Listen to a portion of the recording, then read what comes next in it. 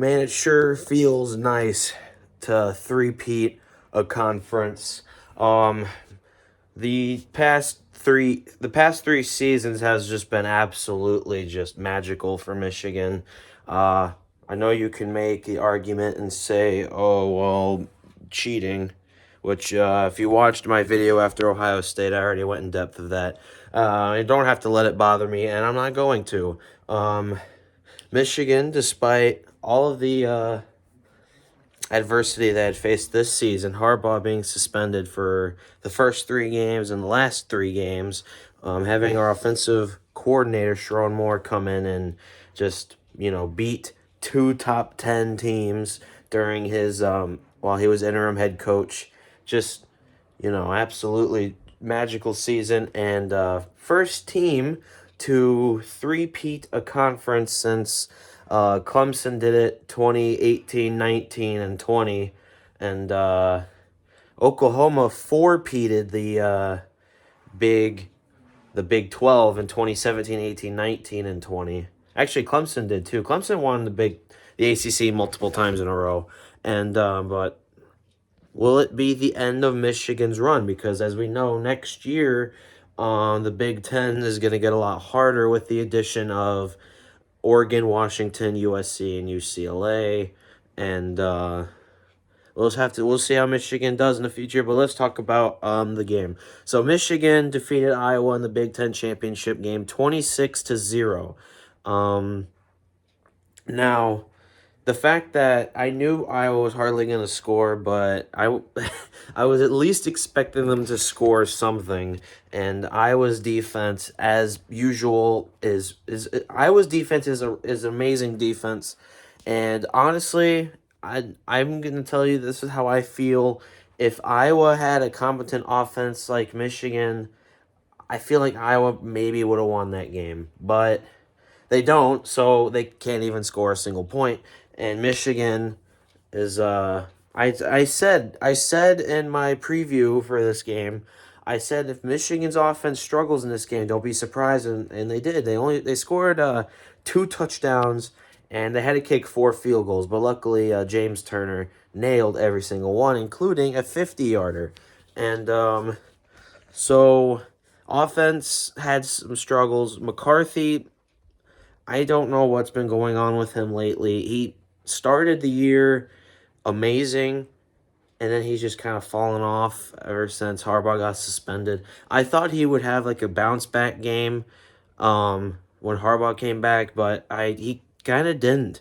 He didn't throw a touchdown. He didn't throw an interception, but he didn't throw a touchdown. He should have thrown an interception, but he threw one right. He threw one right to an Iowa player, and he dropped it. So he should have had an interception in that game. But Blake Corum was the spotlight of the offense as usual. He scored Michigan's two touchdowns in that game, and defense just play lights out football. They didn't even allow Iowa didn't even get in the red zone, and I just thought maybe Iowa. The problem with Iowa was maybe they just don't have enough talent level. But I now know the reason why Iowa's offense is bad. It's because of their play calling. I mean, they just don't utilize wide receivers at all. It reminds me of 2017 Michigan, just not utilizing wide receivers. They like only throwing it to tight ends. Like I don't know if you remember, but like Michigan had gone like almost the entire 2017 season without a wide receiver getting a touchdown.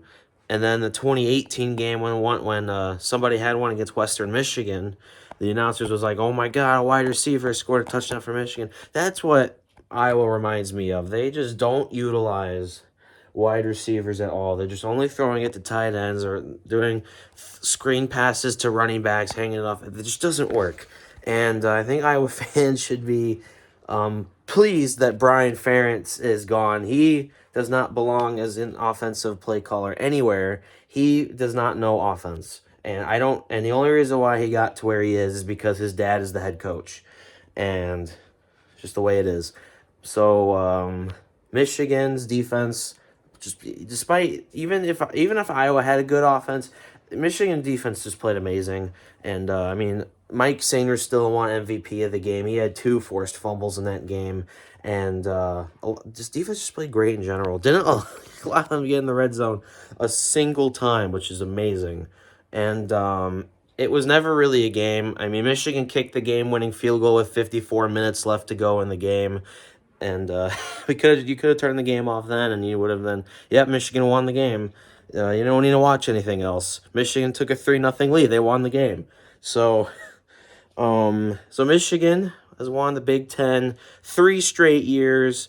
2 of those 3 they beat Iowa, and Michigan had won. Excuse me. Michigan just pretty much just dominated every team they played in the Big Ten championship game, and they beat Iowa 42-3 in 21. They beat Purdue 43-22 last year, and this year they beat Iowa 26-0. And playoff poll came out on Sunday. Michigan is the #1 seed because Georgia lost to Alabama. And speaking of Alabama, that's who Michigan's playing in the playoffs in the Rose Bowl on January 1st. And that game's still not for another month or so because today is the 7th of December. And but we've got a big game coming up then, and just stay tuned for that one. And I know I said in my Ohio State video that I was going to be recording clips of our reactions during the game for the Big Ten Championship, but just reviewing the clips, they're kind of boring, honestly. Like, they just don't really serve any purpose. After I put them all together, they only took up like 2 minutes. It's just because, like, there's just not a lot happened in that game scoring-wise. I mean, Michigan was the only team that scored. Iowa never scored a point, and then Michigan just only scored 2 touchdowns and had to kick 4 field goals. And, like, Michigan didn't score any points in the second quarter. So I just decided not to upload them because they don't really serve any purpose. They're kind of boring, honestly. That's just the way it is. But if you want me to upload them, then just let me know and I will. So anyway, I'll see you guys in the next video. Bye-bye.